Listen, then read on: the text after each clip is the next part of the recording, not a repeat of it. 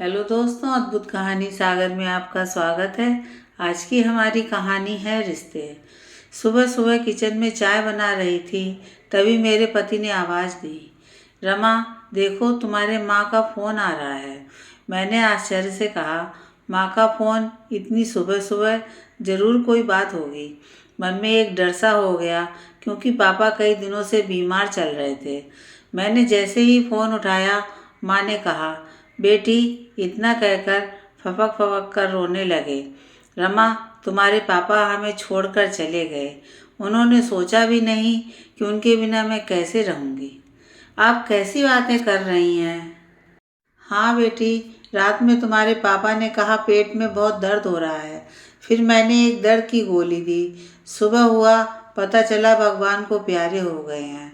बेटी, तुम जल्दी आ जाओ, अपने पापा का आखिरी दर्शन कर लो। यह खबर सुनकर मैं वहीं किचन में बैठ गई। चाय उबलकर चूल्हे पर गिरता रहा। मुझे कुछ भी होश नहीं रहा। मेरे मुंह से तो आवाज़ भी नहीं निकल रही थी। मेरे पति बाहर से कई बार आवाज़ दे चुके थे। रमा, क्या हो गया? इतनी देर से अभी चाय नहीं बना क्या? मैं तो अपने पापा की मरने की खबर सुन पत्थर की मूरत हो गई थी। मेरे पति जैसे ही आए तो देखा कि चूल्हे पर चाय उबलकर गिर रहा है और मैं फ़ोन लिए कोने में बैठी हूँ। उन्होंने जब पूछा तो मैंने बताया कि पापा अब नहीं रहे, जल्दी से मायके चलना है। मेरे पति को भी विश्वास नहीं हुआ कि पापा अब नहीं रहे, लेकिन जो सत्य है उसको झुठलाया नहीं जा सकता था। कुछ ही देर में पति के साथ बाइक पर बैठकर मायके के लिए चल दी। बाइक पर बैठते ही मैं सोचने लगी कि आज पापा नहीं रहते तो मैं कहाँ होती, कहाँ जाती, मेरा क्या होता। दरअसल बात यह है, वे मेरे अपने पापा नहीं थे, लेकिन पापा से भी बढ़कर थे। जब मैं 5 साल की थी तो मैं, मेरे पापा और मम्मी रात में डिनर कर घर वापस लौट रहे थे। पीछे से एक ट्रक ने जोर का धक्का मारा। मैं उछलकर रोड से नीचे गिर गई, लेकिन पापा और मम्मी की डेथ उसी समय हो गया। उसके बाद नाना नानी मुझे लेकर अपने पास आ गए। वहाँ पर मेरी मौसी भी थी।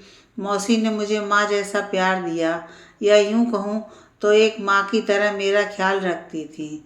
कुछ महीनों बाद मौसी की शादी तय हो गई। लड़के वाले मौसी को देखने आने वाले थे।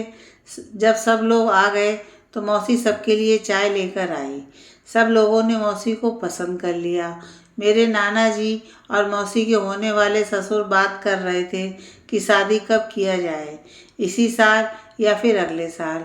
तभी मेरी मौसी ने कहा, सब लोगों ने मुझे पसंद तो कर लिया, लेकिन किसी ने ये जानने की कोशिश नहीं की कि मेरी इच्छा क्या है।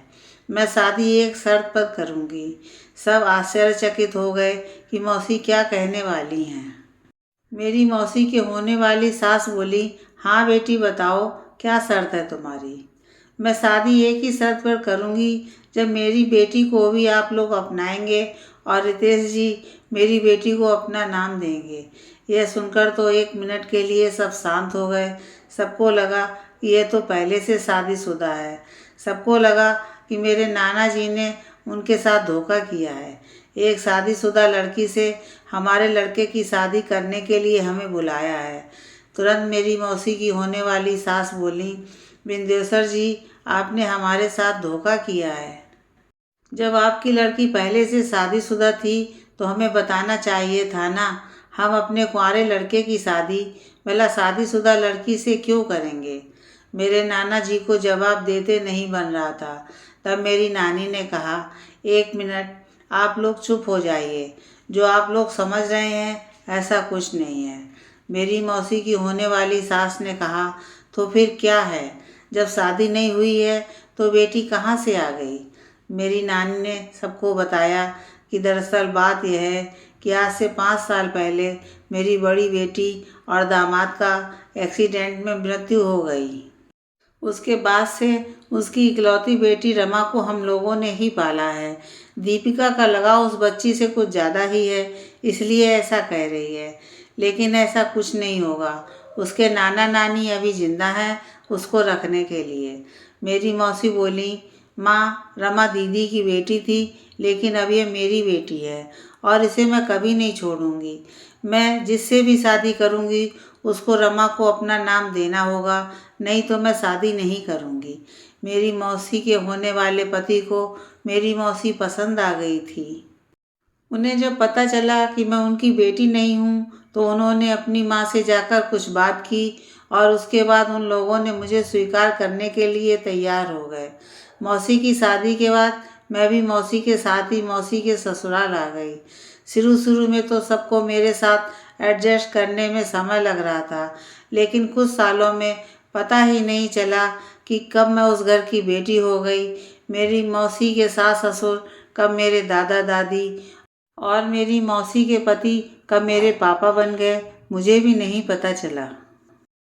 मेरे मौसी के पति यानी मेरे मौसा जी के साथ मेरा नाता ऐसे जुड़ा कि कोई अनजान आदमी यह नहीं कह सकता कि हम दोनों बाप बेटी नहीं हैं।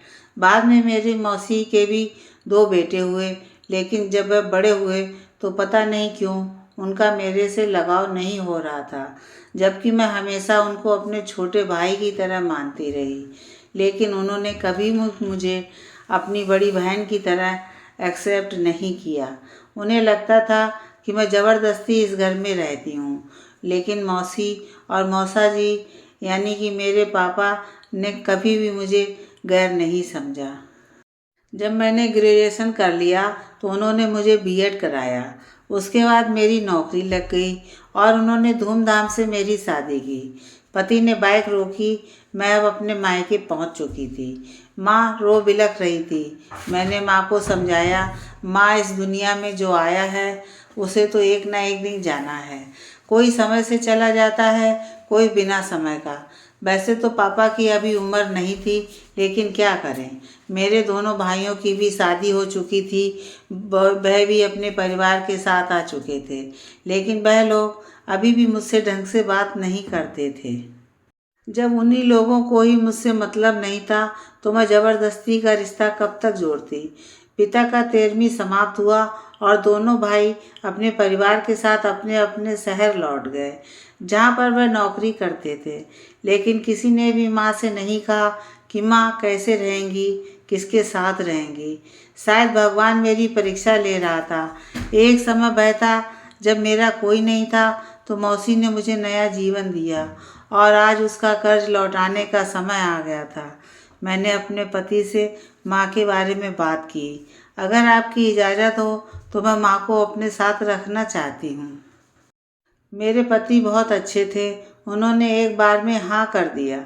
माँ वैसे तो आने से मना कर रही थी, लेकिन मैं नहीं मानी और मैं अपने साथ ही माँ को अपने घर लेकर आ गई। भाइयों का कभी कभार माँ के पास फ़ोन आ जाता था, लेकिन कभी भी कोई अपने साथ रखने की बात नहीं करता था। माँ के आने के बाद मेरे लिए तो सपोर्ट हो गया था, क्योंकि मैं स्कूल और मेरे पति ऑफिस चले जाते थे तो घर में बच्चे अकेले रह जाते थे। लेकिन अब कम से कम माँ उनकी देखभाल करने के लिए थी।